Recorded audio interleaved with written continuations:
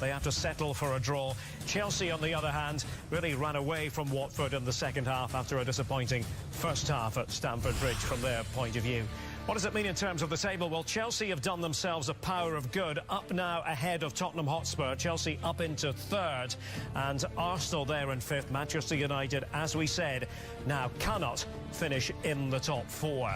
The scenarios in relation to Chelsea and Tottenham, well, the upshot of it all is they're rooting for Brighton today. That is the late match, Arsenal against Brighton. Chelsea would clinch a top four place with an Arsenal defeat or a draw. Tottenham would clinch with an Arsenal loss in that match. Our Mercedes-Benz full match stats and the remaining fixtures for the sides that we're concerned with. Chelsea and Arsenal, of course, have got a Europa League semi-final second leg to think about. Chelsea at Leicester away, tricky one next week. Tottenham, Everton at home, Arsenal, Burnley away after Brighton at home today. So, more ignominy for Manchester United and their supporters. Robbie Muster, what did you make of that? Well, I make of it that Man United are in a huge mess, and that the post-Mourinho honeymoon period was just that. It was all about post-Mourinho. This guy now he's taken on the club now, being the permanent manager. The situation is probably the worst ebb that this club has been in since early Ferguson days, in terms of how difficult this job is. The worrying thing as well, Carl, is that they've won one in the last 8 in all competitions. Ole Gunnar Solskjaer needed to stop the rot, to show that everybody at the football club and the fans, yeah, we've had a bad period, but I know what to do to fix this. That's the biggest worry. You think about the vibe now, Carl, going into pre-season, into next season, where, you know, the results were awful towards the end. He couldn't fix it.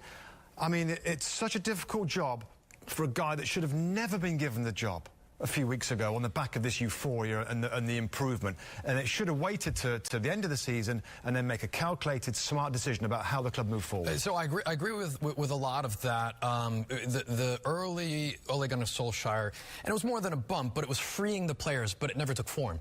We've been waiting for it to take identity. We were waiting for a plan and a strategy, and now it's kind of fallen apart after the freedom sort of wore off in the excitement, right? Yeah, the enjoyment of not having the bigger problem is above Ole Gunnar Solskjaer. The problem wasn't Jose Mourinho. The problem isn't Ole Gunnar Solskjaer. The problem is we're now Sir Alex Ferguson's gone. We're in our fourth rebuild with Manchester United. $1 billion spent. It's like we're trying to build a mansion.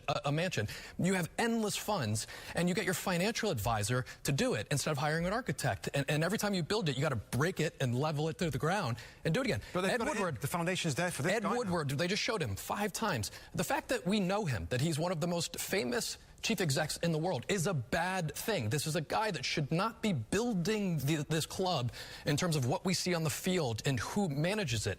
He's a wonderful, brilliant man in turning this club into something that you can monetize, but they need someone that understands how to make this club competitive again. Yeah, Ed Woodward, a name we're going to hear a lot about in the next few weeks. Well, Arsenal are set to take on Brighton at the Emirates with kick-off in just about 30 minutes from now. For those of you on CNBC, that's all for our coverage, so switch over to NBCSN now for the complete build-up to that match from North London.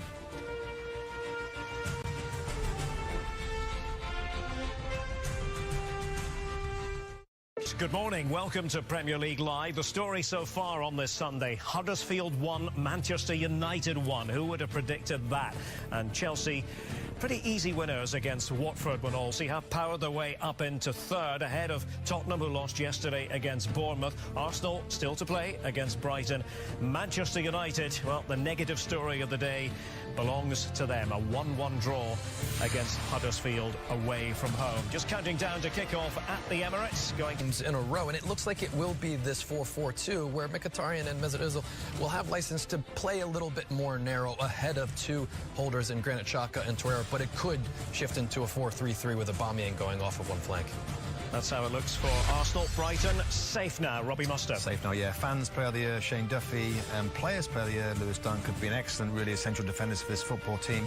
Other than that, I think it's going to be a 4-4-1-1. Pascal Gross, just 3 goals, 2 assists. Last year he was so much better with 7 goals and 8 assists. And Glenn Murray, 35-year-old Glenn Murray, club top scorer on 11, but only 1 goal in his last 12 in the Premier League. The story of this Sunday so far: Manchester United. They won't be finishing in the top 4. No Champions League football next season. A 1-1 draw at Huddersfield. Reaction from the United camp to follow.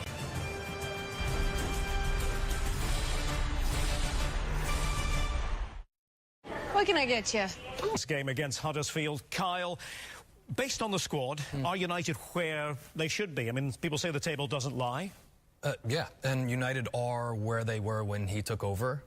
They were 11 points out of top 4, I think, at that point, and they're 4 now. So, listen, it feels like an awful stretch, and it is. There are a lot of problems, and I'm not going to excuse Ole Gunnar Solskjaer for what's going on right now, but they're exactly where they were when he took over. They're kind of exactly where they were when Sir Alex Ferguson said, trust your next manager. Are we saying that none of this really, or maybe not much of this is his fault? There are bigger problems. There's bigger problems, yeah. I mean, looking forward now, big decisions have to be made by this guy. So, you know, he's in the position now. He's got big decisions to make. They've got big recruitment to make, Derek. And they've got to try and recruit on the basis of not being in Champions League. And it's an incredibly competitive market out there with lots of big clubs around the world that maybe are in the Champions League to try and get some of the best players. I'm thinking right now, this is going to take time. This is going to take time. Whatever manager's in place with this squad and this structure, this is going to take time to get United back to the very top of this league. Yep, a sobering season for Manchester United and their fans. We are gearing up for Arsenal against Brighton. Pierre-Emerick Aubameyang leading the line for Arsenal. Top scorer. We'll be back.